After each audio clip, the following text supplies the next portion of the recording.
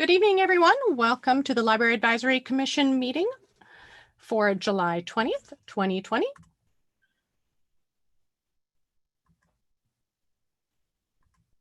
As an attendee, this meeting is being recorded and streamed live to YouTube. Your microphone is muted for the entire presentation. We are not taking open mic comments.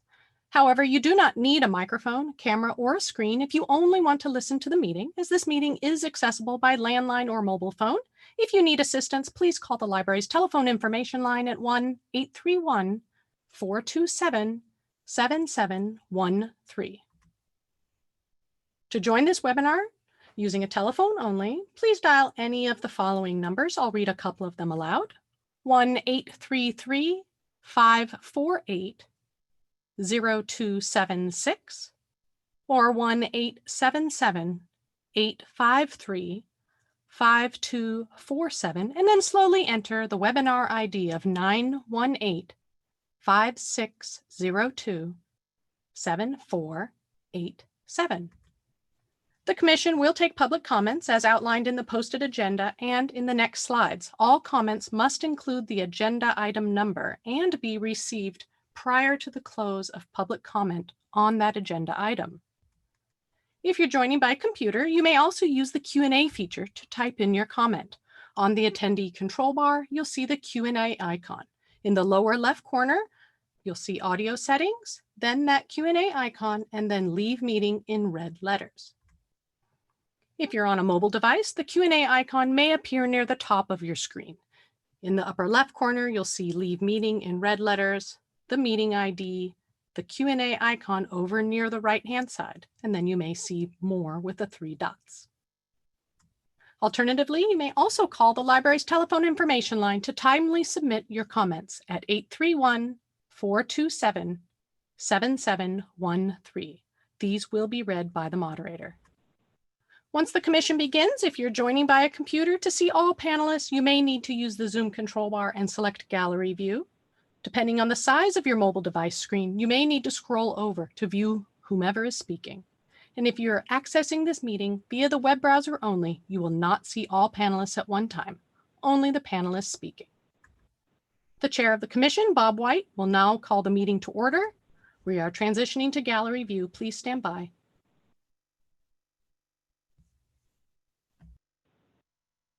Over to you, Bob.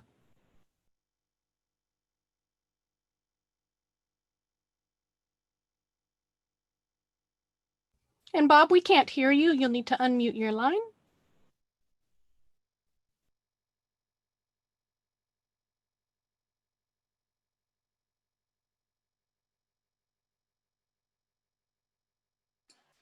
There we go. Sorry. So let me start again. Thank you, Moderator Jones. Good evening, everyone. I'd like to welcome everyone to the July 20th, 2020 meeting of the Library Advisory Commission. I'm Bob White, Chair of the Library Advisory Commission, and I'm now calling the July 20th meeting of the Library Advisory Commission to order. I'm asking Clerk Simano Vargas to please read the roll call. Lindsay Bass. Here. Bruce Cotter. Here. Rena Dubin. Here. Jim Landreth. Here. Mary Ripma. Here. Bob White. Here. And Tricia Wynn. Here. Great. We have a quorum, which is always a good thing. Next is the adoption of the agenda. And do we have a motion to adopt this evening's agenda? I move adopting the agenda. So moved. Is there a second? I'll second it. It's seconded. Clerk Simano Vargas, please read the roll call for a roll call vote. Lindsay Bass. Yay. Bruce Cotter. Aye. Rena Dubin. Aye. Jim Landreth. Aye. Mary Ripma. Aye. Bob White. Aye. And Tricia Wynn. Aye. Okay, the agenda is adopted. Next is oral communications. And let me read this first. Any member of the audience and the public may address the board on any matter either on or off the agenda that is within the board's jurisdiction. Moderator Jones, do we have any general public comments or communications at this time? Chair White, there are no public comments at this time. Okay, hearing none, we'll move on to the report by our library director, Susan Nimitz. And that can be found on pages 3 through 7 in your agenda packet. Susan? I briefly wanted to address the library budget first because I know several of you had questions about it last time we met. The Library Joint Powers Board did approve the budget that we recommended in June, with the recognition that we would come back in September with a review of that budget. We were supposed to get some updates on revenue projections, but we did not get them as of this week. We're hoping to have them by next week. So we really aren't in a position to be able to tell you what's going to happen next. I think we can all predict that the original budget assumptions were based on the thought that the first wave would be over by now. So I suspect that they'll be relatively negatively. Once we have a budget target, we'll begin conversations with staff. We have been looking really closely at our budget and trying to find additional non-personnel savings. But in terms of personnel, we started this journey with about 100 full-time equivalent staff and about 26 full-time equivalent temporaries. All the 26 temporary staff are gone. It was actually 62 people making up 26 full-time people. We have lost 10% of the remaining staff through furloughs, and each of the staff members took a 10% cut. So that puts us at about 90 FTE. And we are holding about 10 positions open through the hiring freeze, which puts us at about 80 FTE. I just got the announcement on my telephone that all the public schools in Santa Cruz County are going to go virtual in the fall. That means that the COVID numbers are going the wrong direction, which is going to put some further pressure on our staffing levels because we have a lot of staff with small children that will need to figure out childcare.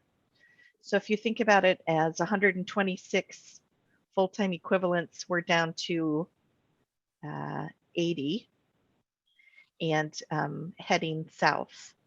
So I just wanted you to be aware of that. I think we'll go after the non-personnel budget first in our next round of budget reductions, but I remain really concerned about the budget. I guess I did want to talk briefly about COVID. That Santa Cruz County remains actually in a relatively positive position compared to the rest of the state of California. But if you look at all of the surrounding counties, including the counties to the south, they're in what's now the red zone. And the county health officer expects us to be in that red zone within the next 2 weeks. Again, I think if you look closely at the numbers, we're having significant increases in cases. Thankfully, we aren't having significant increases in deaths, but our hospitalization and respirator use is going up. And so one of the things we're really trying to do is be agile enough to sort of expand services and contract services over the next year as needed based upon the health issues that the region is facing. Eric, I just wanted to talk about some of the great things we've been doing. Do you mind just talking about how the last, I think you haven't seen us in probably 6 to 8 weeks, and some of the things we've been working on and how's it going? Sure. Thank you. I do want to talk about the positive things. It just, we pride ourselves in being able to respond to the informational needs and the vast needs of the community. And so just as the needs are growing so dramatically, we're also struggling with these new staffing levels. And we're strained also because the work that we are doing, for instance, curbside, which is a really phenomenal pivot, I believe, on the library's part. Many of you know that we, after we reopened in first to 3 locations, and then we first spent the first 2 weeks sending out the books that patrons had requested.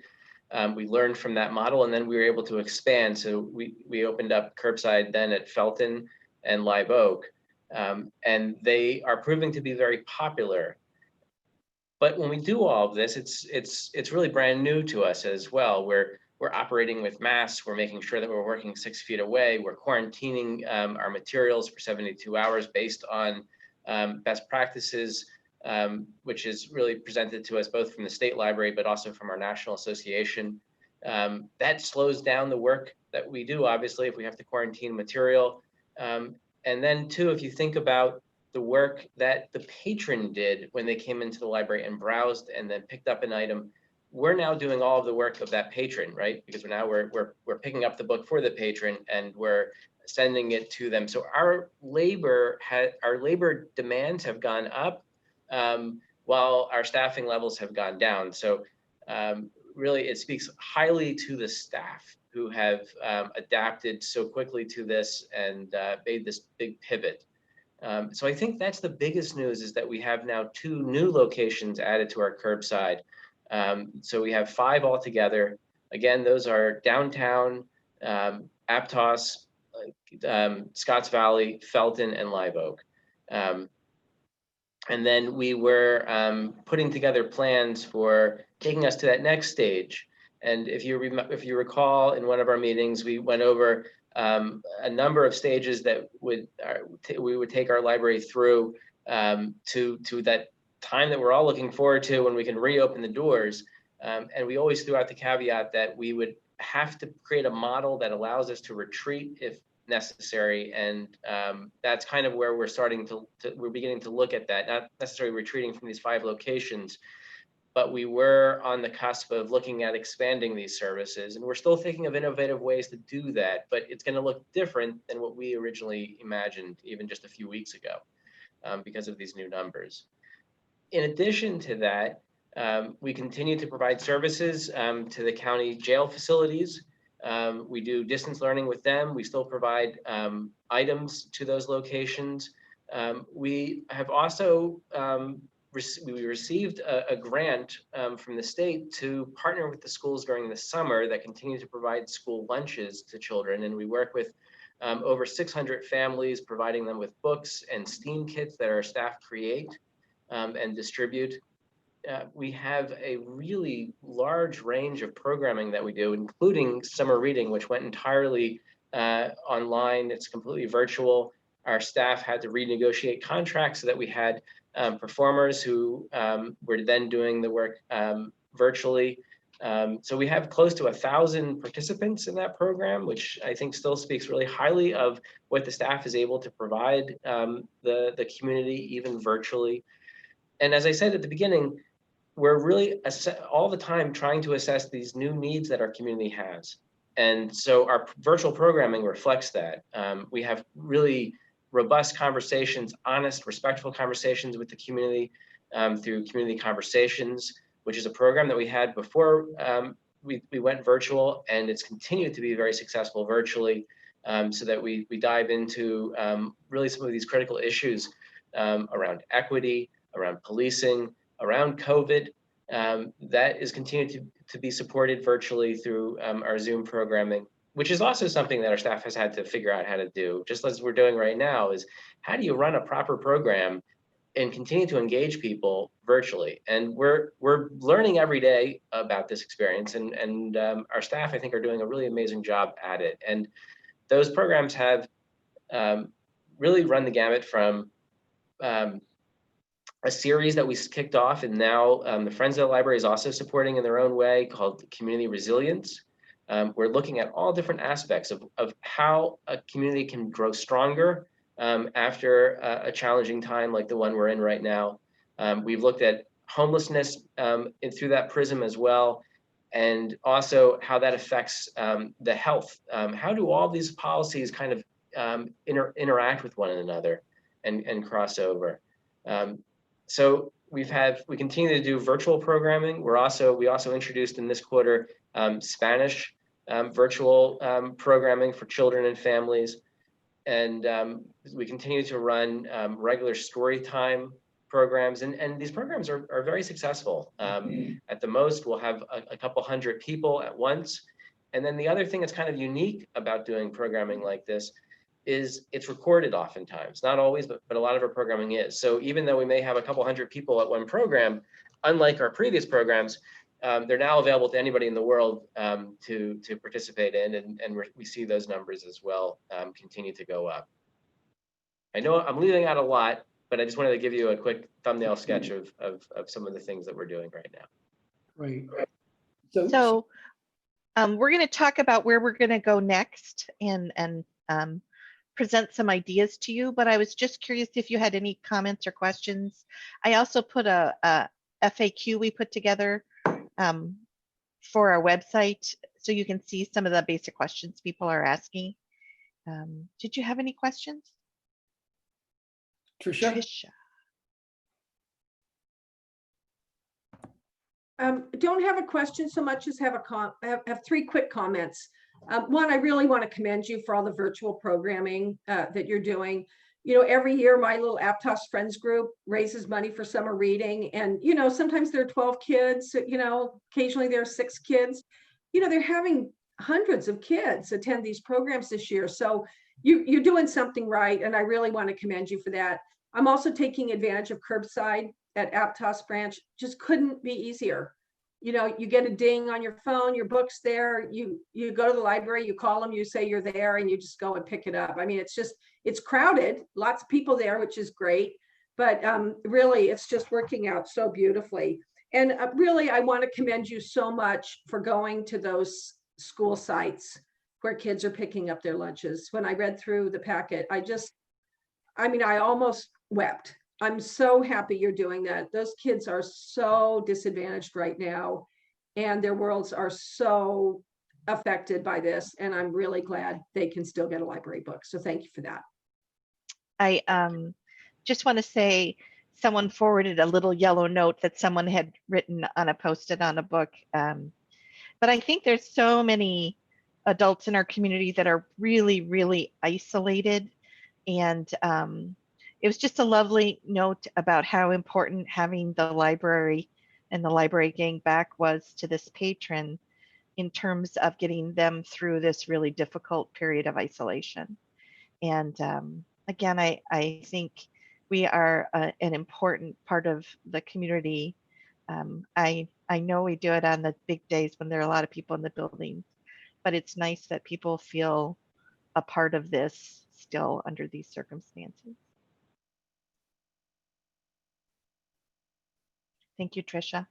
Thank you very much. Heather P., who is our branch manager at Aptos, all the branch managers have worked amazingly well together to try to figure out how do we create an efficient system that also protects staff and our community, and they've really pulled it off. So we do really have an amazing staff. Thank you. Great. So any additional questions for Susan or for Eric? No. Moderator Jones, are there any comments from the public on any item on the library director's report? Yes, Chair White, we do have one for agenda item 4, which is our current agenda item. It says there is an error in the library director's report on library facilities found on page 14 of the agenda packet. In her report on the downtown branch, she states in part, quote, Downtown Group 4 completed a cost assessment and preliminary design of the downtown library as part of a mixed-use project within the existing $27 million budget. Findings were presented to the City Council on June 23rd, 2020.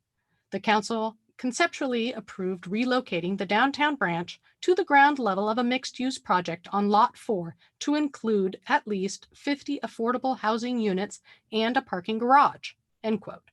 The motion passed by the City Council was to include a minimum of 50 quote-unquote low-income housing units, not quote-unquote affordable units. There is a big difference between the two. Low income has a specific definition provided by the federal government's Housing and Urban Development Agency. The income level for low income is very different and much less than that of a quote affordable unit. And I'd be happy to let the minutes reflect that change. It's actually under the general business item B, library facilities. So Yvonne, if you could make that change to the report. And there I is will do that. another comment. Is there one other comment? And to be honest, these are for agenda item 7B. So I don't know if we want to wait till then. Yes, let's wait until we get to that agenda item. Clerk Yvonne, it is noted in the Q&A that these are for agenda item 4. So as Director Nemitz implied, let's just note the minutes, please. Is there one more comment though regarding agenda item 4? It is, but Director Nemitz said that it is still pertaining to number 7. So All right. perhaps it was just written in error. Okay. Director Nemitz, is that correct? That's my understanding. It's around the facilities projects for downtown. Okay, so we'll hold them until 7. All right, that sounds fine. Can I wanted to just mention that the comment is specifically talking about what's on page 4 of the packet. That's what needs to be changed. And so I will, if that's what needs to be changed in the packet, I can change that language if need be, And it's on page 14. which is part of this agenda item. Yes, it's part of your director's report. Page 14. Oh, you're right. Never mind. Library facilities. Sorry, it's under general business. All right, so we'll address that under general business. Okay, great. So any additional questions for Susan or Eric? Hearing none, we're on to, yes, Rena?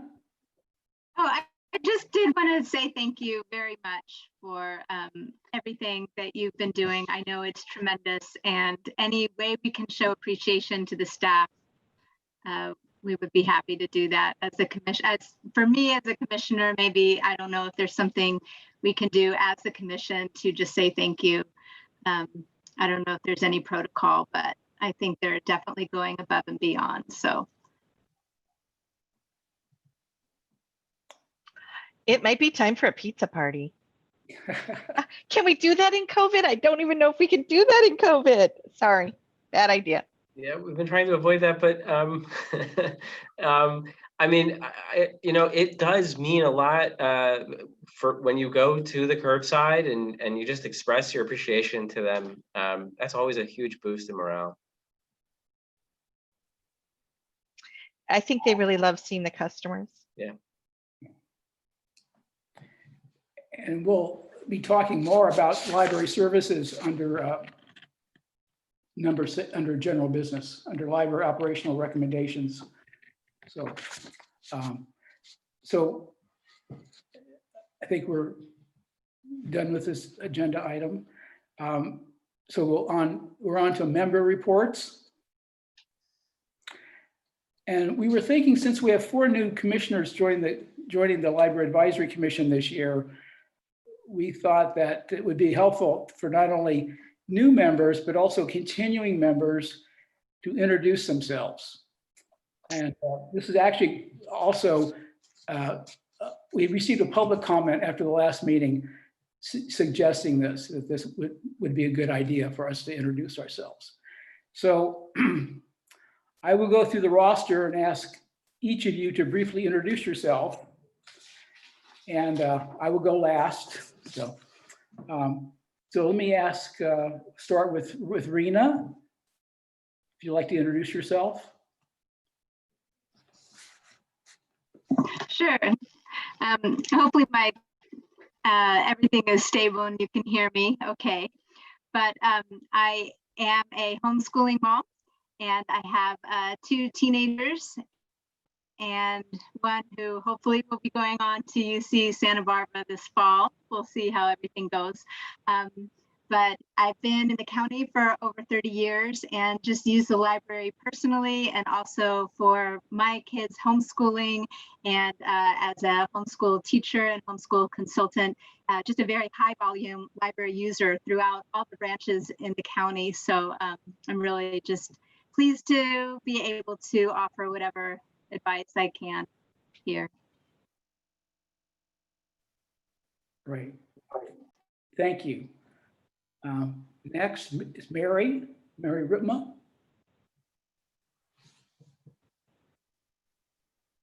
Hi, I have a little speech that I'll try not to read here, but I relocated to the Bay Area in 1976 to attend San Jose State University for my master's in library science. Santa Cruz was one of the first places I visited 44 years ago, and I'm really grateful to be able to call Santa Cruz home now and to serve on the Libraries Advisory Commission. I've always loved libraries, and I do believe they're a cornerstone of community. And my career has revolved around them. I've been involved in libraries and library-related publishing, and I hope that my work experience can contribute to our community. My paid employment has been in academic, public, and government libraries. As a card catalog technician, do you remember card catalogs? I used to actually make the cards. Reference librarian and circulation desk supervisor.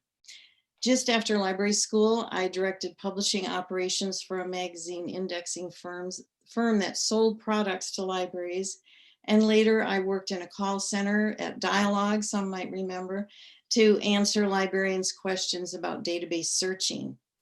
And recently I worked up at campus at UCSC at the circulation desk at McHenry and Science Library. So I'm a member of the PVQA, our local quilt guild, and as another way of contributing to community, I have been sewing face masks and isolation gowns. So I'm currently reading The Yellow House, which is a little more serious reading than just before that. I'd recommend Belgravia by Fellows, the guy who wrote Downton Abbey. And I also used RB Digital to listen to all 7 of the Harry Potter books while I was cooking in the kitchen. Is there any questions?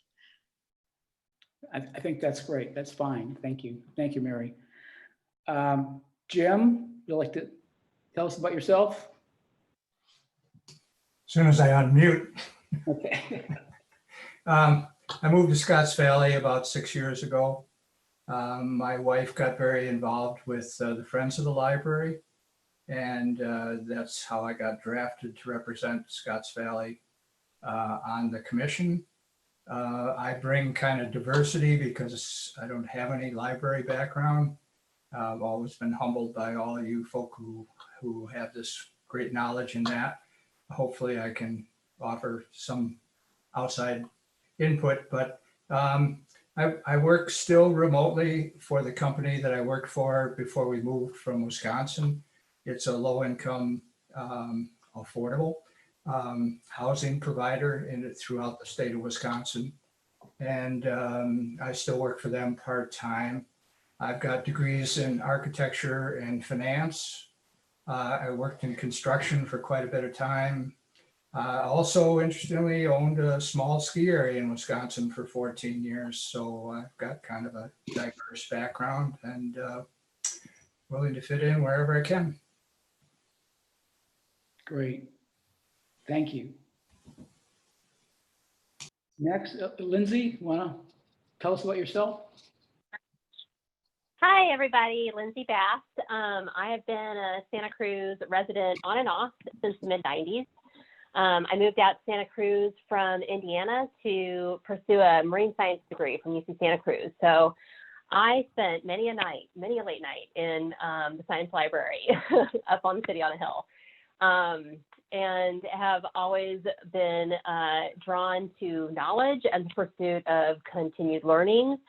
I got a degree, a master's in environmental science and management, worked for an international environmental nonprofit for the past 10 years. And recently took a position with the city of Santa Cruz in the Parks and Recreation Department.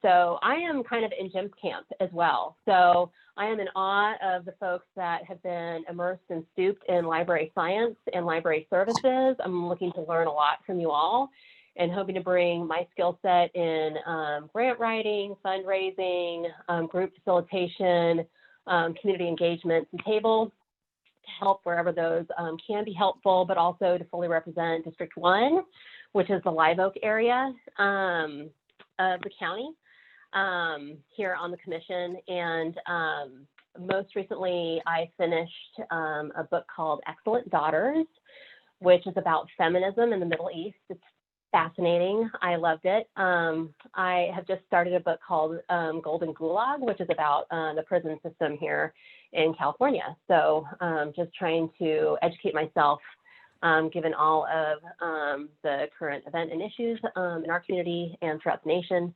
But hope that's helpful. I've been on the commission since the fall, so I'm still a relatively new member, but very happy to be here and looking forward to serving with all of you.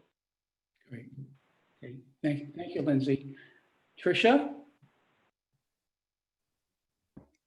Well, thank you very much. Really nice to hear a little bit more about all of you.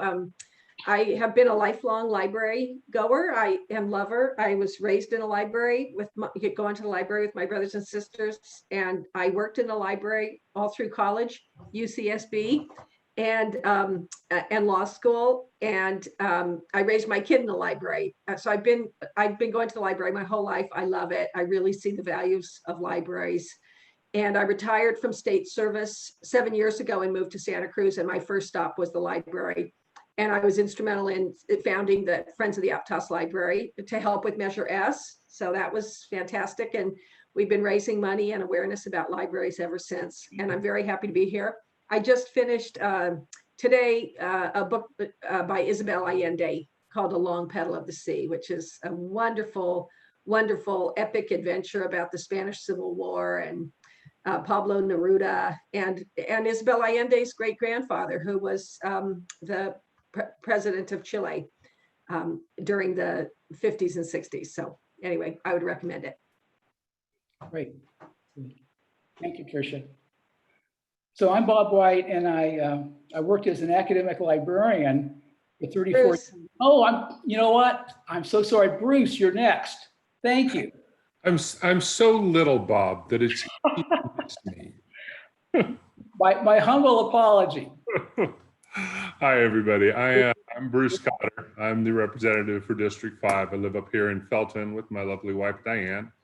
I am relatively new to the Valley, having moved here just a year ago after I retired from a career in the software industry, most recently with Oracle.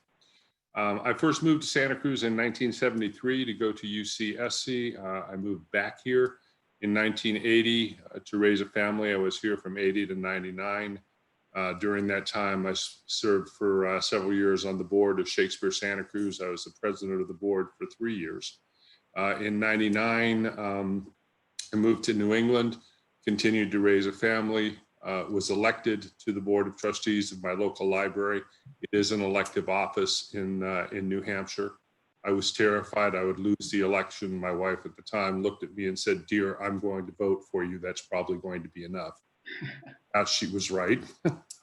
I served as board chair for 3 years there. I also served on the New Hampshire Library Trustees Association and developed training materials that are used to train all of the trustees in New Hampshire libraries now. I also presented several times to the New England Library Association. Moved out here, as I said. I'm currently the vice president of the board of the Friends of the Library, and also active still in Santa Cruz Shakespeare. Bob, you asked me to talk about what I'm reading. As you can see from the wall behind me, it's a dangerous question to ask someone like me, but briefly, right now I'm in the middle of Shakespeare's Henry VI as part of the War of the Roses program that Santa Cruz Shakespeare's doing. I'm reading Waverly by Sir Walter Scott as part of a reading group with the Dickens Project. And on a lighter note, I just finished Laurie King's Riviera Gold and reread Stranger in a Strange Land. So it's a pleasure to be here. Looking forward to serve with all of you this year. Thanks. Thank you, Bruce. So I'm Bob White, and I worked as an academic librarian for 34 years and retired in 2006. While working at UC Santa Cruz, I had the good fortune and opportunity to participate in the planning and design of 2 library buildings, the Science and Engineering Library, and also the McHenry Library Addition and renovation project. More recently, I was a member of the ad hoc design committee, the Capitola Branch Library. I've been a library commissioner on the Library Advisory Commission now, representing Capitola since 2019. I love to read, and the book that I'm currently reading is Begin Again, James Baldwin's America and its Urgent Lessons for our Own. And the book is by Professor Eddie Escalao Jr., and he's chair and professor of African American Studies at Princeton University. So I think that's it. So I think we've introduced ourselves, and thank you all for doing that. I think that's going to be, it's a difficult time because normally we would be, getting to know each other, in face-to-face meetings. So I think this is helpful for us to get a little bit idea of our backgrounds or in our interests. So thank you for doing that. The next agenda item is the consent calendar. And the item on the calendar are the minutes from the May 18th, 2020 meeting, the Library Advisory Commission. Moderator Jones, is there any public request that this agenda item be pulled from the consent calendar? Chair White, there is no request and there are no comments. Okay, great. So do we have a motion to approve the minutes? I move approval of the minutes. Okay, we have a motion. Do we have a second? I second. Okay. Rena has seconded the motion. Clerk Samano Vargas, please read the roll call for a roll call vote. Lindsay Bass, Aye. Bruce Cotter, Aye. Rena Dubin, Aye. Jim Landreth, Aye. Mary Ritma, Aye. Bob White, Aye. and Trisha Wynn. Aye. Okay, that motion passes, and so we've approved those minutes for the last meeting. That takes us to general business, and it's agenda item number 7. And the first item is 7A, and it's the library operational recommendations under COVID-19. It's on pages 10 to 12 in your agenda packet. And thank you, Bob. I just was hoping that you all would give us some advice about the direction we think we should be going. As Eric had outlined before, we were kind of on track to begin piloting opening the buildings, primarily for computer use and some browsing. And as the COVID situation began to worsen, we started to step back from that. As far as I know, I don't know of a public library in the Bay Area that's open at this time. Eric, do you know of any? So we kind of stepped back and said, what are the greatest needs of our customers that we're not meeting? We did a survey with staff, and the thing that they came back with clearly was they're getting lots of feedback about the loss of computer use and computer access. You know, I came to this community 4 years ago and I thought, wow, this is, you know, 30 minutes from Silicon Valley, that there wouldn't be the digital divide here that I was seeing in the Midwest, but it's so not true.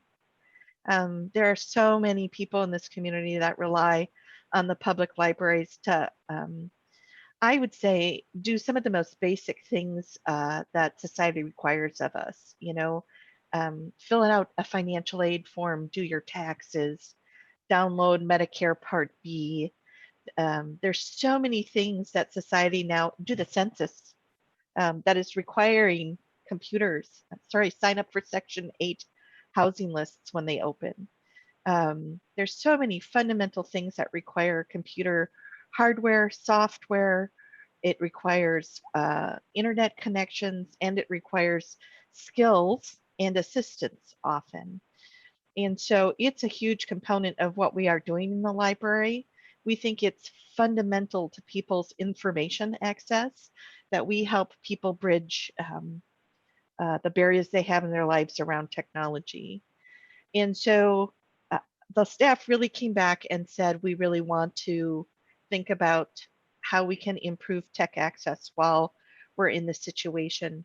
I do want to point out, we put some of our usage numbers in, so you can see, you know, hundreds of thousands of hours of PC usage, Wi-Fi usage.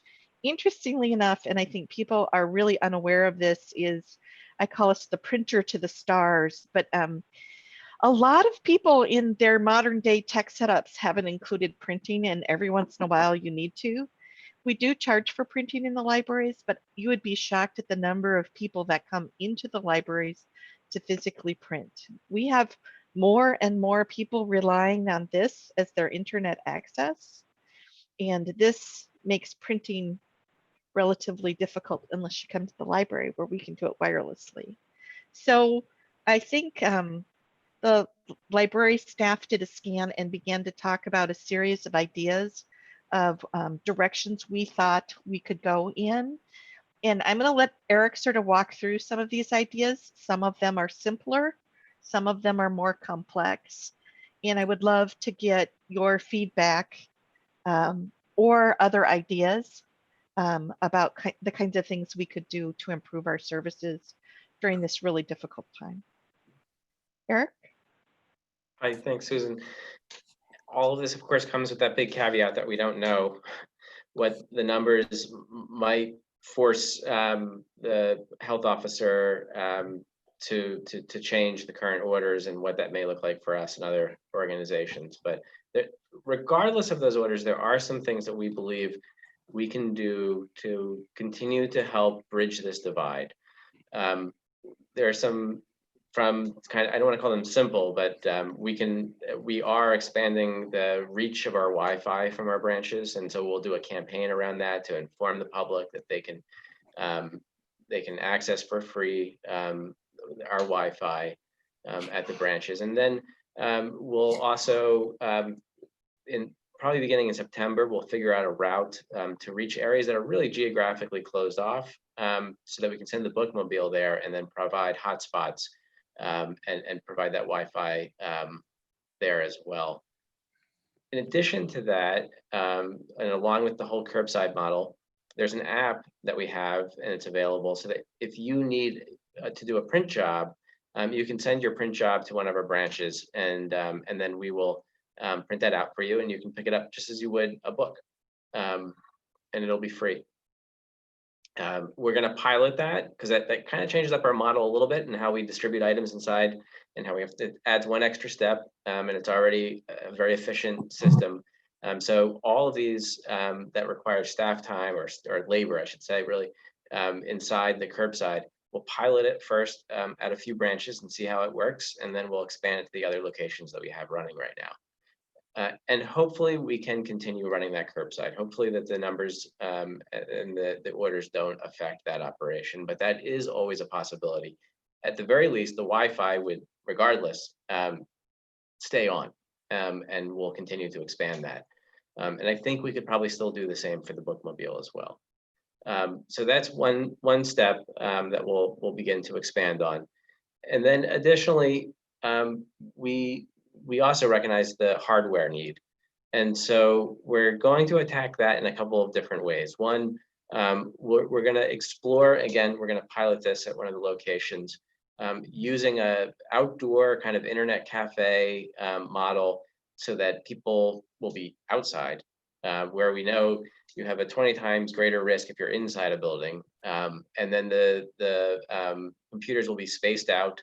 We're looking at some really innovative ways of managing this so that we're not really interacting with the patrons, and the patrons don't have to interact with staff, and the patrons are staying safe, safely distanced from the other patrons who are utilizing the outdoor internet cafe.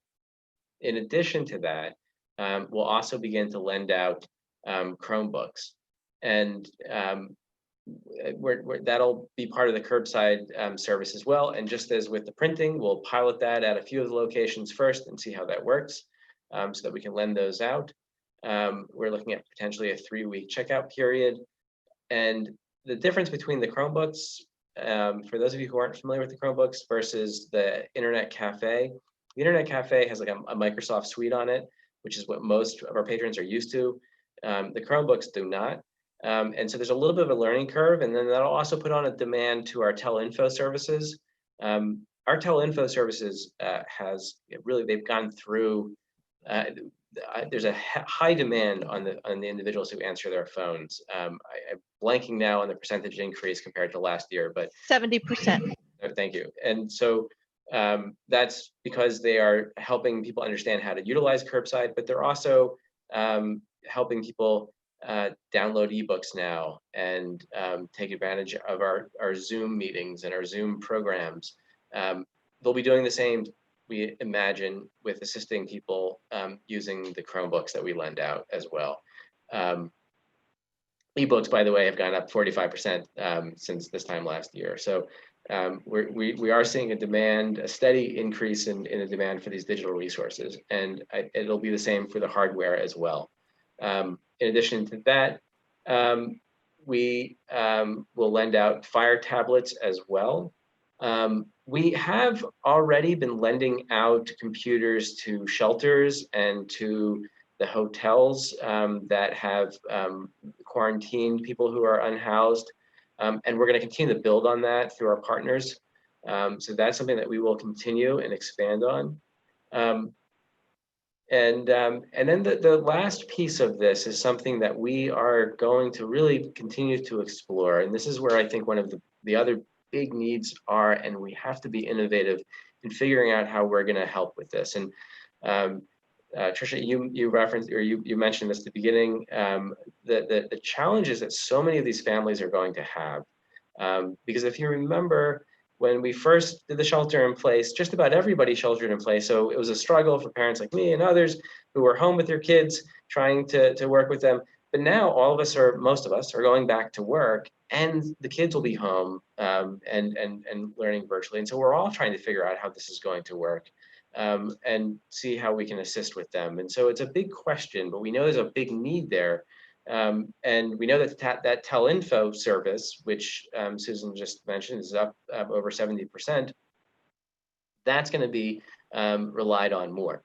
And so to respond to all these needs I just mentioned, we're training staff, more staff that we have who hadn't before helped out with telinfo, and plugging them into that arena, or we will be plugging them into that arena once we have them trained up more.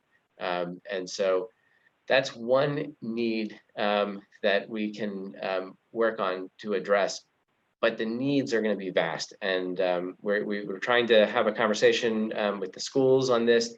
We've increased e-collections. We're piloting some programs there as well, so that we can get them a kind of a curated list of items. We mentioned the digital concierge service that we're offering as well to teachers to help support teachers through this. I want to stop there in case I have questions. But a lot of this is we're really going to be doing a heavy needs assessment and trying to brainstorm around how we can support these needs.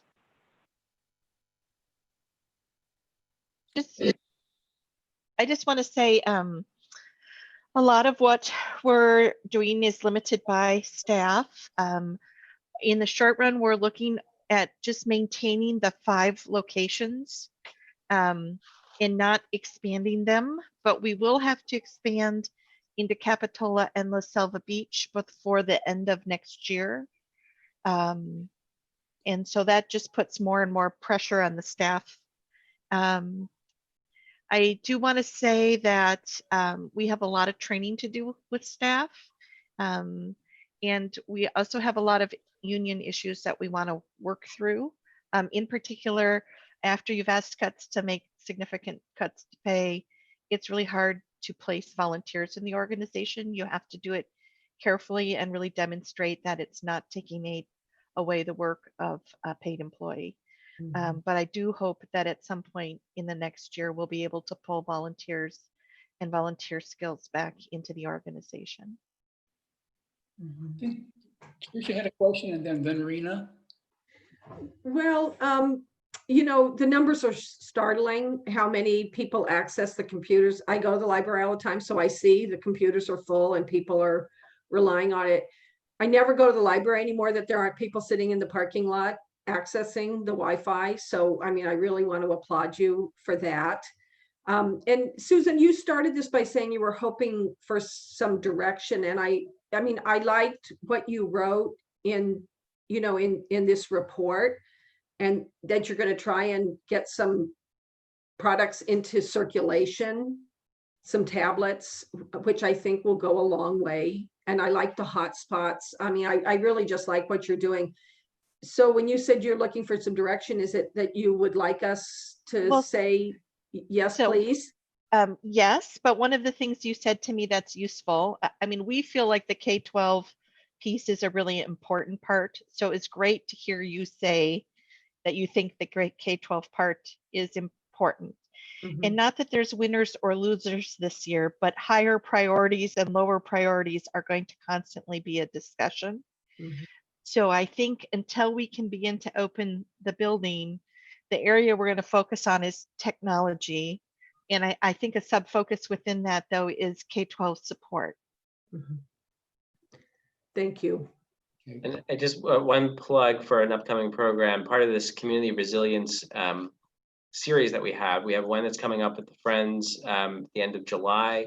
And then there's also one, since we're talking about schools, coming up on August 28th, which is a Friday. It'll be with the county superintendent.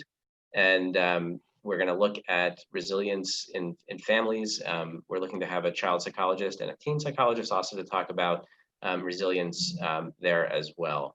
And I have to kind of underline, like, where these needs are going to be so vast, and we're really going to have to be very innovative. So we're looking for ideas on how we can help families manage these giant challenges that they're going to be facing, and the teachers will be facing as well during this digital divide. And there's a lot of really fantastic things going on inside our community. There was a great article in the Mercury around the local tech firms in our county, as an example to other counties, how they got together to try to assist the schools during this last spring. So we should be proud that there are leaders in our community who are helping to try to figure these things out, but it really is going to take everyone putting their heads together to try to figure out how to solve some of these really huge challenges. Rena, you also raised your hand. Yes. I do want to thank you about the printing. I think it's really important. So thanks for trying, and I guess we can see how it goes, but I'm really grateful. And I think it will mean a lot to a lot of people. I'm curious about the Wi-Fi, if it's a 24/7 that you want to, and at all branches, even the ones that are closed, if that's, because I think that would be really important to boost the Wi-Fi everywhere as much as we can. So it's not we're not recommending it. We're recommending it the 5 that have parking lots. Okay. And so we have in particular pushback at Boulder Creek and at Garfield Park a little bit at Branson 40 because there really isn't an appropriate space for people to compute there, and it becomes a campground. And so we get a lot of pushback from the community. Part of what our goal though is with the 5 is they all have private parking lots, which I think helps take pressure off the neighborhoods. But we'd like to sort of brand the spots with like flags and things and actually encourage more use, not less use, to help manage some of the problems that happen at 2 in the morning. But we would like to keep them open 24 hours a day because there are a lot of people that show up at 2 in the morning to write a term paper. Yes. And so we want to kind of honor that. We also are going to have to work with our law enforcement. And, you know, at some sites, actually, it's gone on at Aptos for a long time and works pretty well there and hasn't bothered the community too much. But we've had, especially the branches that didn't have appropriate parking areas, it became problematic and the neighbors complained. So we're going to focus on the 5. Okay. But we'll Okay, well, we'll brand them and advertise. Good. And I like the 24/7. I think it's really important, or at least midnight to, you know, close midnight to 6, but people are doing all sorts of weird hours and need access. And the people that need access, you know, at 11 p.m., they just do. So I think it's really important. I love the outside computer idea. I know it would be really hard to implement, but I think it would be really, really useful for people. The more you can do that, even if it's not as a tech support, but just to have a computer. I am concerned about the Chromebooks. I'm curious who it's targeting, the Chromebook checkout. As a Chromebook user, they're not entirely useful. They're useful for papers and for Google Docs and things like that, but Zoom is terrible.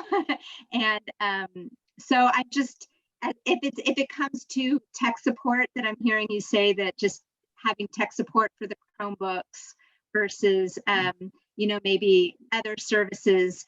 I'm just curious who it's targeting, because I know the schools are really trying to make sure that everyone has at least a Chromebook for all of their students. So we have, our model had been checking out laptops within the building, and the laptops cost about $1,200 a piece, but they have the full Microsoft Office suite. And we have really strict rules for lending because we don't want to lose the money. And I think we had long conversations about if that limits access to some of the people who need it most. The great things about the Chromebooks are they're $200. And so losing some or breaking some is less of a problem. I think, and honestly, this paper just keeps getting rewritten. So one of the things we're getting feedback is you do some Chromebooks, but don't do that many Chromebooks. One of the things we heard was so we were kind of doing the laptops for the older folks who are used to the Microsoft Office suite, who really want to sit down to a workstation, and the Chromebooks for maybe the younger people, because a lot of younger people now are growing up on Google Docs. But it's not bad for some of us older folks to learn all of this too, because I do think Google Docs is probably the wave of the future, the standard of the future. I would say though, not every school district offered Chromebooks to their students in the summer. Some of the school districts took the Chromebooks back. And so we had huge swaths of young people without any technology all summer long. And so in part it was to be able to, and again, we're going to be too late for this summer, but it is to try to address some of the disparities that are going on in the community. I guess my recommendation on the Chromebooks is to really target who it is, if there's a way to do that, as opposed to making it widely available to everybody for checkout. I'm just concerned really for your staff time. So I know the Chromebooks are cheaper and in some ways they're easier to use, but they are more disposable. And So, you know, it's just kind of as a cost-effective thing. It seems really cheap from the outset, but then, you know, how durable are they versus how much staff time it's going to take for problems and all of those things. But if there's targeted places that need it, then you have the classroom set up, or, you know, maybe the schools can kind of facilitate some of the tech support. And I didn't realize they were bad at Zoom, so thank you for that feedback. Really bad. We all are taking turns on our one laptop, and we have Chromebooks, and it did work for my kids who just needed the Google Docs, but now that it's Zoom, it's really, really tricky. So Interesting. Yeah. Thank you. Exactly the kind of Yeah. feedback we want. Are there any additional questions for Susan or Eric? Bruce? Yeah, a couple of questions related to the K through 12, which to me is a really critical area of importance. As a general question, what's the situation with the school libraries? Are they all utterly shut down, or are they attempting to provide resources? Well, I want to say that it varies dramatically in whether they have libraries or not. Okay. I think the city of Santa Cruz schools have done a pretty good job maintaining librarians and libraries. I've heard varying things about other schools, and public and private. I know our library staff stay in touch with K-12 librarians. Eric? Yes, so I was just going to say or add that what we have done a fair amount of is working with where they do have librarians, getting the kids digital library cards so that they can access our resources, or we're working with some of our vendors to provide them with a curated collection, e-collection.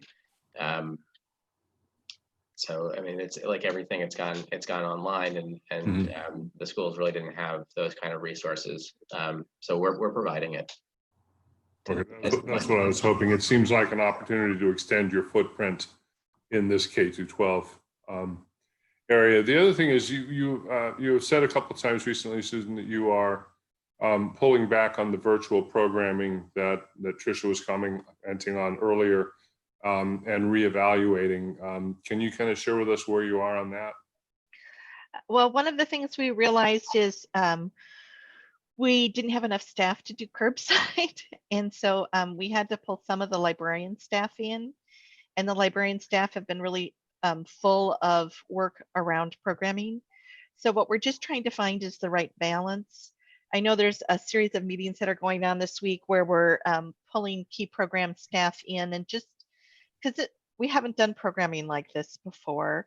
And in some ways it's taken longer because, you know, people like Sarah Jones, we're actually teaching some of our performers and vendors how to perform and vend using technology. It's just been a lot of work. But we just want to step back and say what's working and what's not working, what's their high demand for, where do we need to be going. So one of the things you want to do in children's service normally is have a children's story time every day of the week.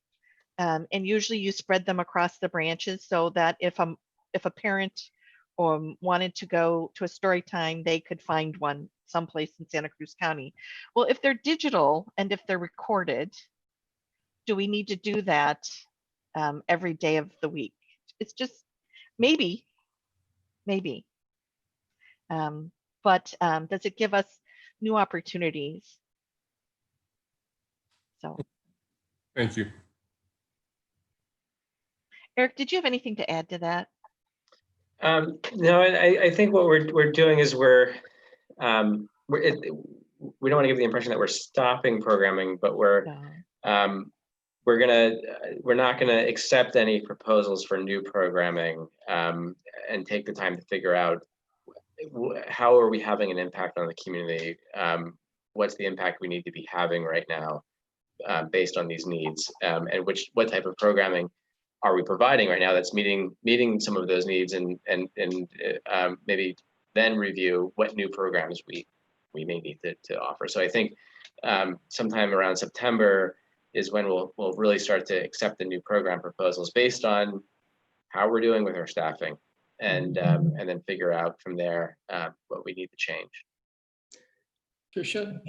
Yeah, thanks, Eric, so much, and thanks, Susan. So this resiliency program that you have all been working on, which is fantastic, I am absolutely loving it. But the Friends group offered to do a program in conjunction with you, and so it's a week from this coming Thursday. I think it's going to be awesome, and we've tied in Canopy, so we're encouraging people to go to Canopy and read and watch a movie and listen to a panel on race relations. So, and that was brilliant. And I'm very appreciative of union issues and volunteers not replacing professional staff. I completely get it, but I wonder if we can very carefully tread into this space where the Friends could step in and work and do, take the laboring oar on some of these programs that you all have started, and just, for this emergency time. I mean, it seems like a nice place for us to come together and really support one another. And honestly, utilize the skills of the community. Yeah.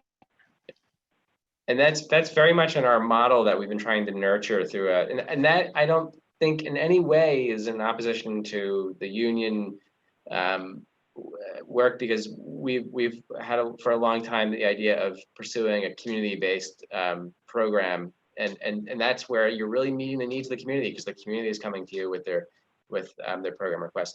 That said, it still does require staff time, even when the community is working on it. So Sarah right now, who's done most of these programs for us right now, and she's the one coordinating this forum for us here, we would still have staff in that support role that you wouldn't see necessarily out front. But I wholeheartedly agree with you.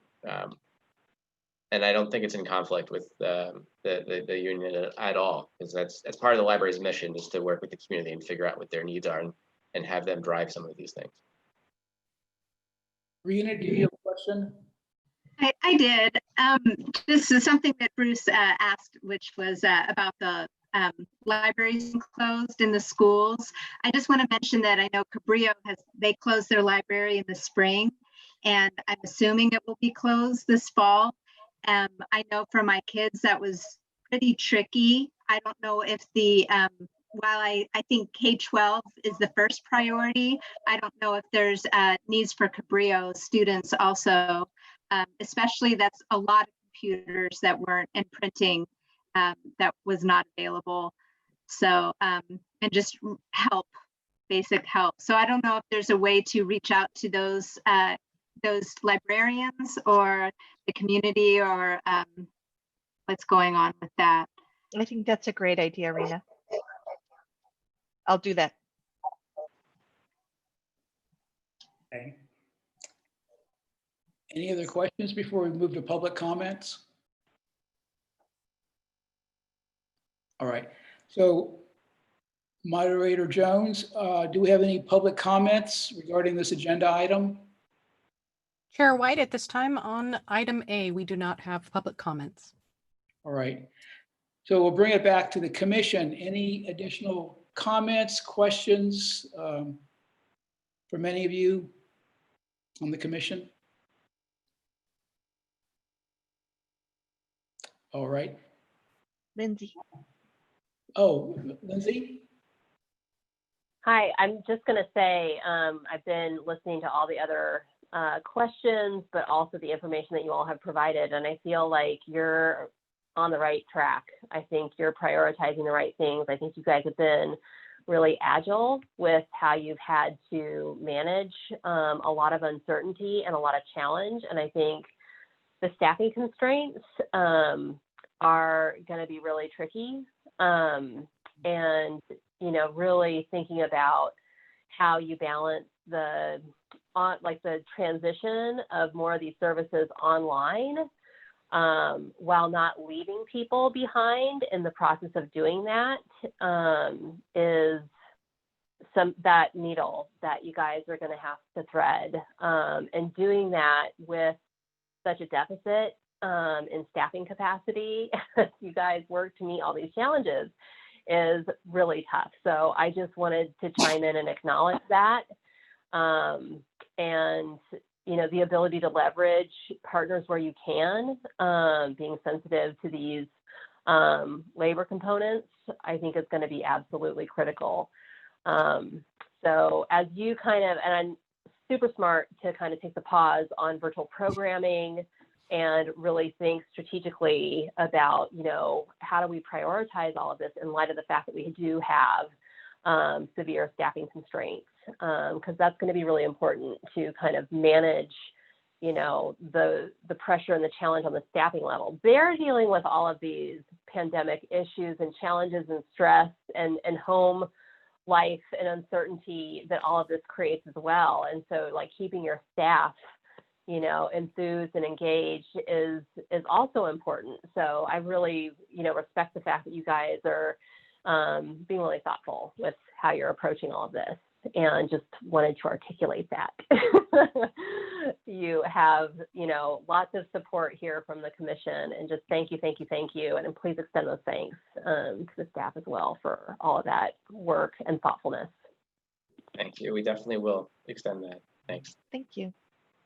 Anything else? I just like to say, I'm so pleased with this because I think there's a lot of innovative approaches here as far as expanding access to Wi-Fi, printing, and other services. I think that's really exciting. And it's going to do hopefully a lot of good here and provide increased access to underserved members of our community who maybe don't have access to a computer at home or the internet or Wi-Fi. So I think that's really, really great. So Susan, are you looking for a motion of support, endorsement? I think it would be great if you could endorse the approach we're taking towards operational services during COVID-19.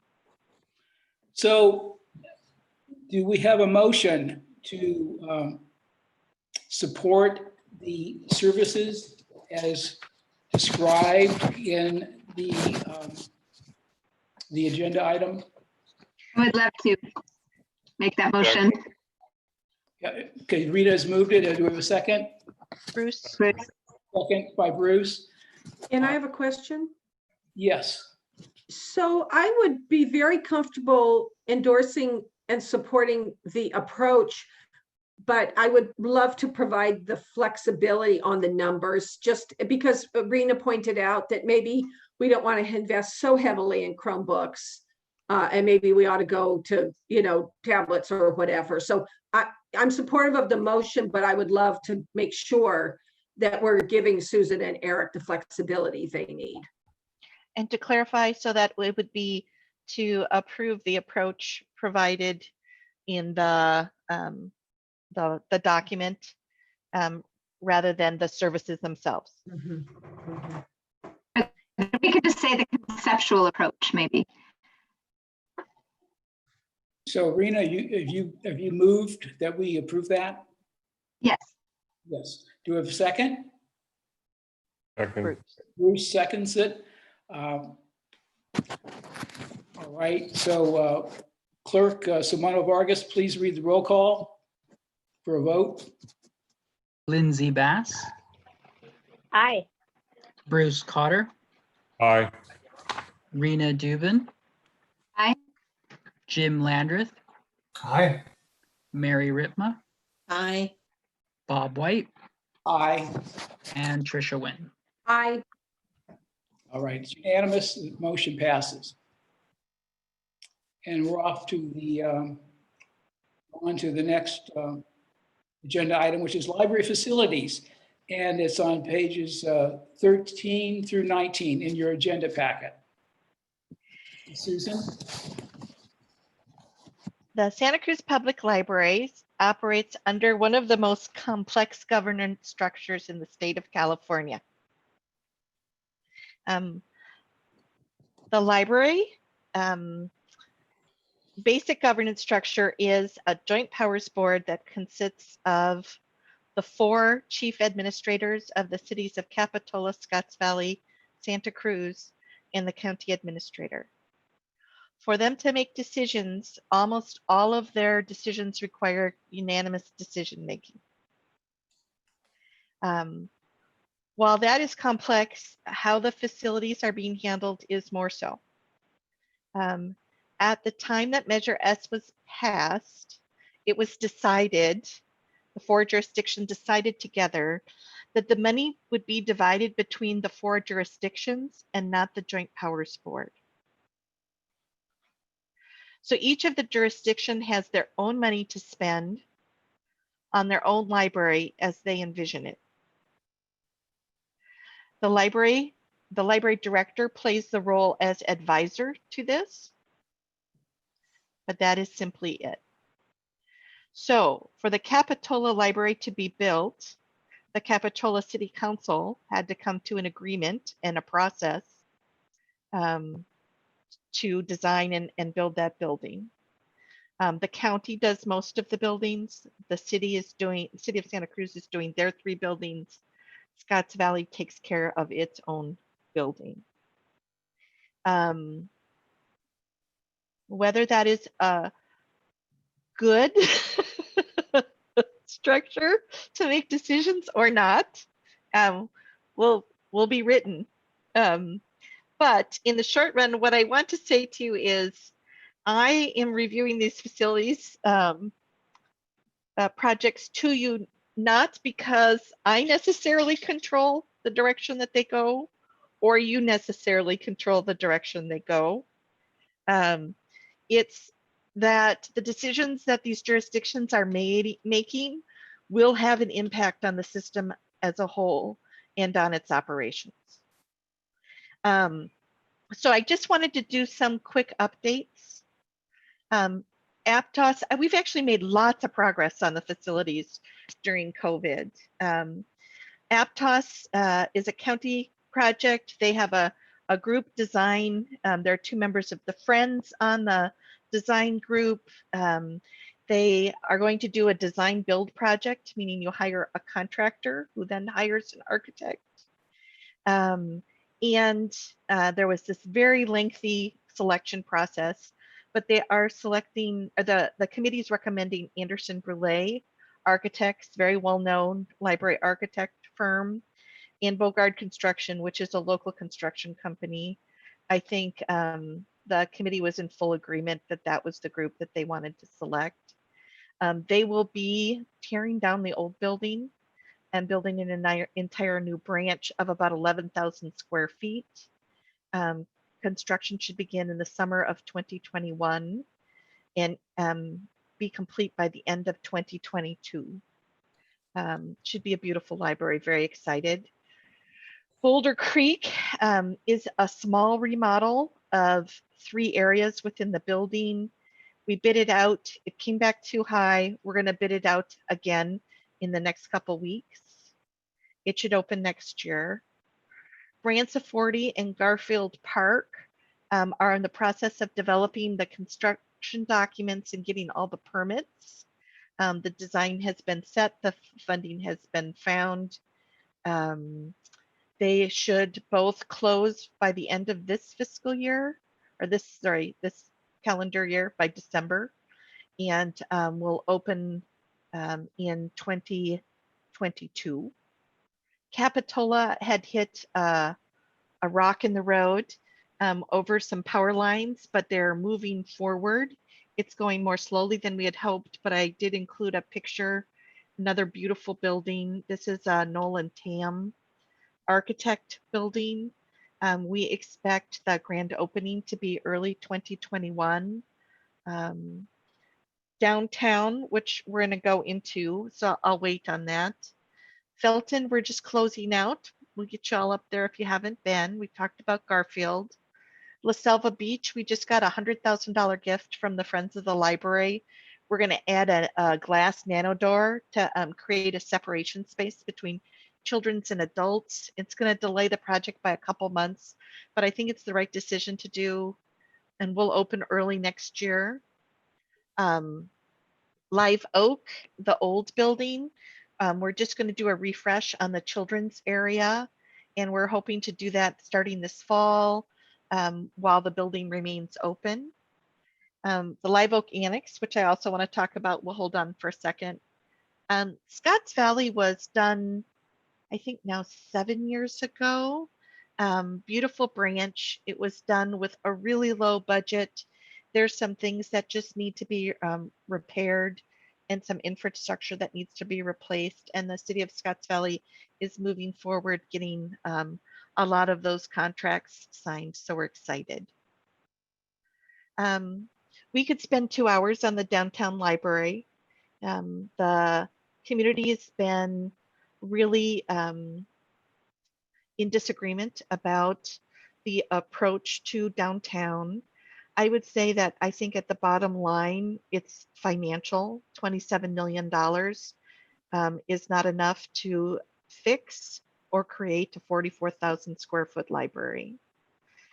And so there's probably been, I think, 5 studies on the downtown library now. And the city council just approved a multi-use building with the library on the ground floor. I'm sorry, at least 50 low-income housing units above, and about 400 parking spots within. And that would be on Lincoln and Cathcart Lot 4. The subcommittee of the city council that endorsed this liked this approach. It really is an L-shaped library. I think what was attractive about it is libraries are a bit like retail, and street frontage on a street like Cathcart is very attractive space, which draws a lot of people into the building. Although it's the L-shaped, what it allows, the L allows you to do is create a children's wing and an adult's wing, and you can open and staff and close them and staff them for different hours. Normally that's not probably something everybody would want. I think in an urban area with a large population experiencing homelessness, it actually will create some measure of safety and security for some of the parents that will be using the downtown library. This is about 35,000 square feet. It sells the air rights for between $3 to $9 million to a developer for housing.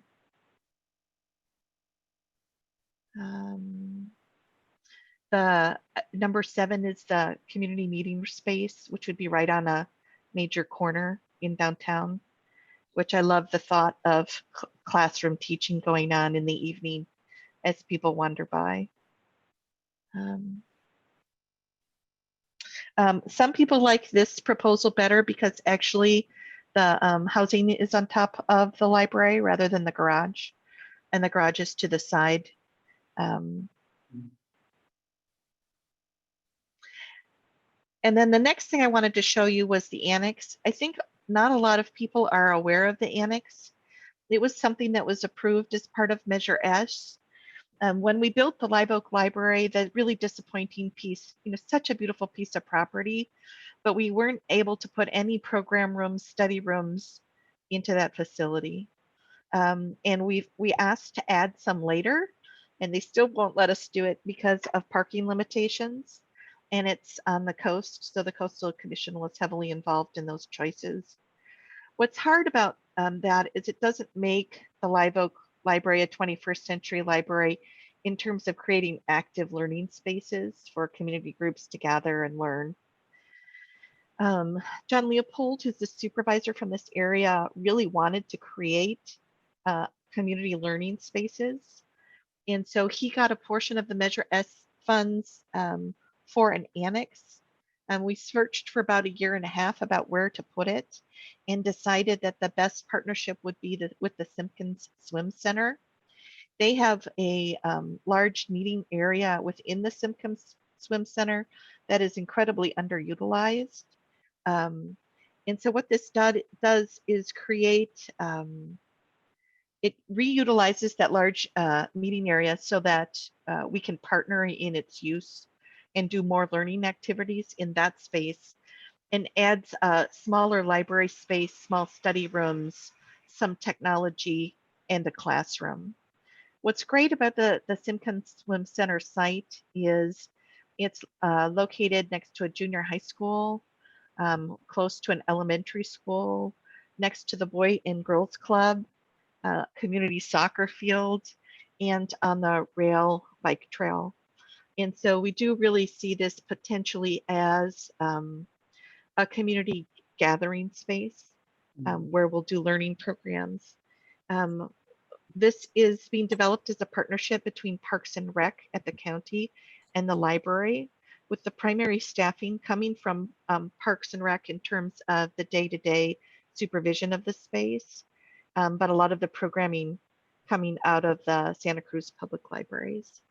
And I do want to say this in part funds some exterior spaces so that there could become a big plaza outside of the Simkins Swim Center, between that and the Boys and Girls Club, that could be used for community events.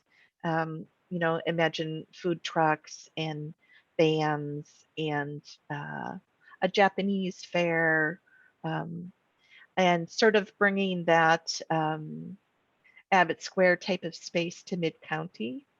One thing that's special about Mid-County is a lot of our native Spanish speakers live in that community and go to those schools. And so I think there's some really specific programming needs for those families that we'd love to work with Parks and Rec to address. And again, I think the big concern about the annex is operational costs. For me, the big concern about downtown is, we can have a longer discussion about this, but we're not allowed to call, and I've specifically been told, I'm not allowed to call the downtown library the central branch. Each jurisdiction feels ownership over their own branches and not necessarily ownership over each other's. And it's very difficult to run a system of this size without a warehouse of books, honestly. It's a cost-effective way of providing books to the public, even with a hold system. The size of the downtown branch is important because it will play that role as the warehouse of books that feeds all the holds of all the other branches. And my hope had been originally that the downtown branch library would be more like 44,000 square feet. With the multi-use, we believe we can get 35,000. If we were going to remodel, it would have gone to 30,000. And I worry about the impact of that on programs and services for all of the branches. And I do think that the health of the downtown library in some way plays a role in the health of all the branches. And so, do you have any questions? Rena. I'm just curious about the annex, and I'm just wondering if you could have Wi-Fi available there now. It's such an important space. So we're developing our MOU, and I'm going to ask that question. So the interesting thing is we're on a different technology framework than the county. But I think the county is going to agree to let us put up our Wi-Fi on our networks. And we agreed that we would put it up for the whole complex so that, you know, someone could play with their computer at the pool side. But you're asking whether we could do it right now. Right now, because it has such a huge parking lot, and if it broadcasts to that whole area, I think you would get a lot of kids. There's so many. There's the schools, as you mentioned, just that whole area. There's a lot of denser housing over there that I think if people knew that they could just go and sit on their devices for free, I think it would make a really big difference. I have to check where the fiber is because it costs to bring fiber. I think it's on the other side of the railroad track, but we're going to have to bring it anyway. Right. So I think it's a great idea, Rena. We'll look into it. Okay.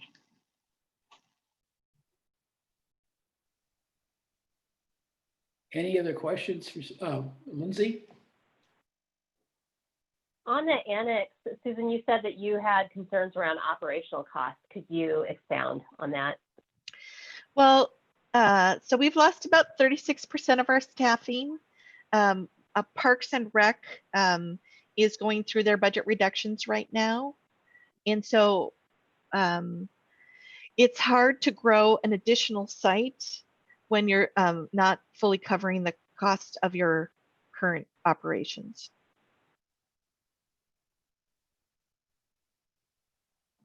And have the Friends groups ever provided like grants for operational costs like that in the past? Yeah.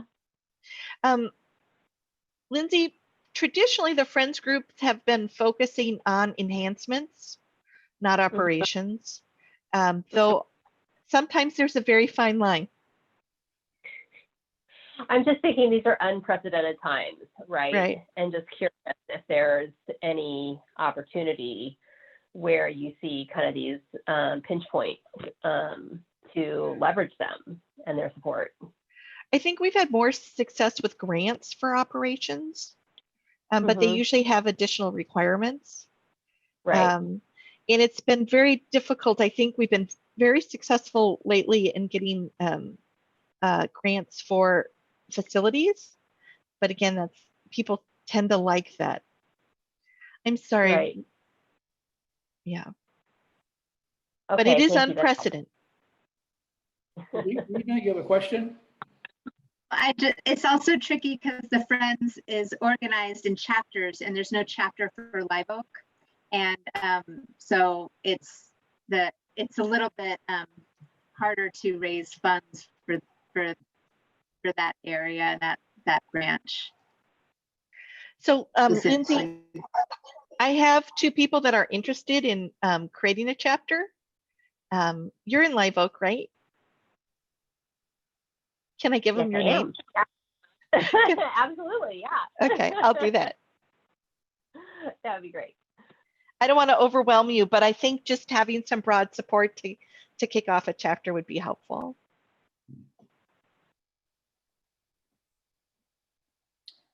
All right. Any other comments before we move to public comments? So Moderator Jones, do we have any public comments regarding this agenda item? Chair White, we do have 3 comments. The first one is the one that I read previously, but I will reread for the record. It says, there is an error in the library director's report on library facilities found on page 14 of the agenda packet. In her report on the downtown branch, she states in part, quote, Downtown Group 4 completed a cost assessment and preliminary design of the downtown library as part of a mixed-use project within the existing $27 million budget. Findings were presented to the City Council on June 23, 2020. The Council conceptually approved relocating the downtown branch to the ground level of a mixed-use project on Lot 4 to include at least 50 affordable housing units and a parking garage, end quote. The motion passed by the City Council was to include a minimum of 50 quote-unquote low-income housing units, not quote-unquote affordable units. There is a big difference between the two. Low income has a specific definition provided by the federal government's Housing and Urban Development Agency. The income level for low income is very different and much less than that of quote-unquote affordable units. And I would be happy to make that change to the board packet.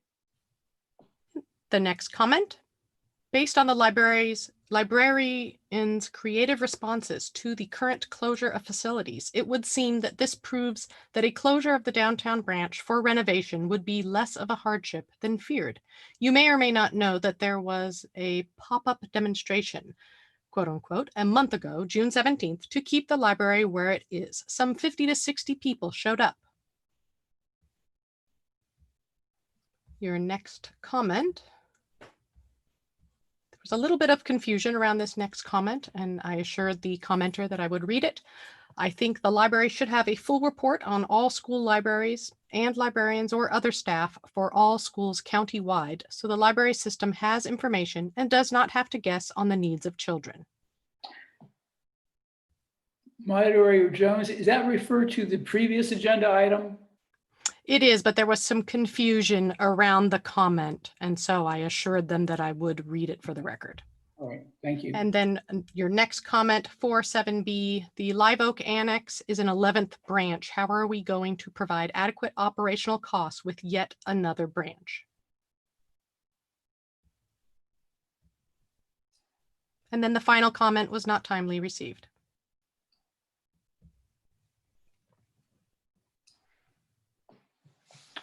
All right, thank you for those comments. I just, if maybe it helps with that one, if I could, with that one individual asking about the report. We do have a team of staff who connect on a regular basis with the schools. So it's not a question of figuring out what's going on with them, but it's just trying to figure out how to deal with this new challenge. Everyone, including the schools and the teachers and the families and the administrators for these schools, are all trying to figure out how we can address these needs and understand them better. And so it is still going to require all of us to put our heads together and figure this out. But we do, on a regular basis, meet with the schools. I don't have all that information on hand, but our team does, and they're always working on this. Okay, thank you. So this was basically a report. Were you looking for any action on our part, Susan? I think this is important background as we move forward. Okay, well, thank you for the update. I think it's very impressive what's happening library-wide in our county. I mean, new buildings, remodeled buildings, refurbished buildings. I think it's quite impressive, all the activity that has taken place and what's being accomplished. I think it's really impressive. And I just want to thank the taxpayers who passed Measure S and all the people that worked to make it pass. We're going to be so proud of this library system in a few years. Just, it's going to be magnificent. Okay, well, thank you for the report. I think it was really, it was comprehensive, so thank you. Well, that brings us basically to the end of our meeting, I think. We have our next meeting in September. For sure, we'll have a budget update. And I'm sure we will also have to do a progress update just because things are so ever evolving. Are there other things that you would like us to address at the next meeting?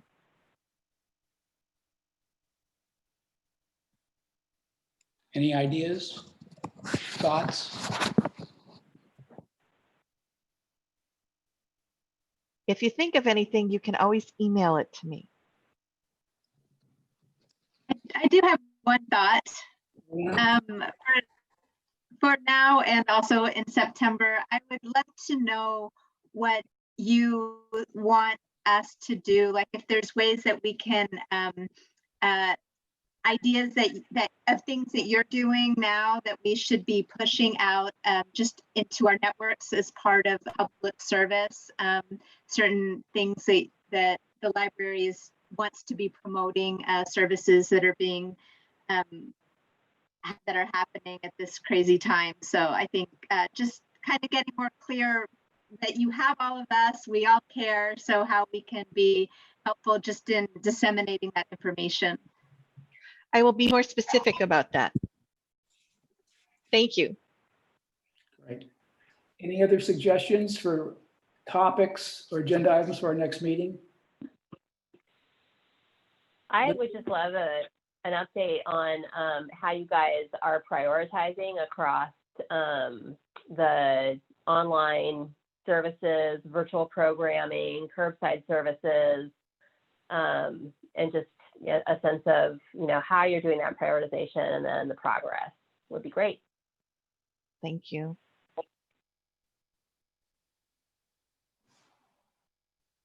Okay, anyone else? If you do think of something, yes, Bruce? Can I make just a general comment? Yes.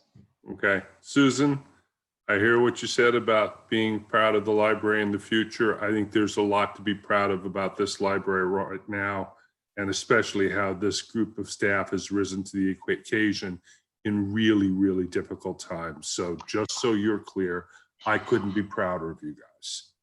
Thank you, Bruce. My bad. You're right. I am so privileged to work with a group of people I work with. They're so mission driven. They care deeply about what this organization does, and it's a joy even in the hardest times. I think it's pretty amazing what you've done during this time period as far as extending library services. And so bravo. Thank you. Indeed. And I will let the staff know. Oh, And good. let us know if we can do the pizza thing. I know. Oh, if there's some way that we could do that, believe me, I would step up to a few pizzas. I'd be happy to. Okay. Can I say something? Tricia? Yes. So I sit on the board of Second Harvest, and that staff has been working unbelievably hard for 4 months. And the board took up a collection and we bought them all burritos and sodas last week, just as a kind of a staff appreciation. Boy, was it meaningful. It was quite meaningful. And it was a burrito. So, I mean, there are lots of ways we could reward staff. And we should think about it, even if we got them an ice cream cone. I mean, there just are ways to show the staff that you appreciate them. And I'm with Bruce. I'd go along with that. Thank you. I will do that. Burritos, individually wrapped. Or sandwiches, again, individually wrapped. I mean, let us know. This town has awesome burritos, though. True. Okay. Thank you. Again, if you have any additional thoughts, please forward them to Susan. And that will be helpful in formulating and putting together the next agenda for our September meeting.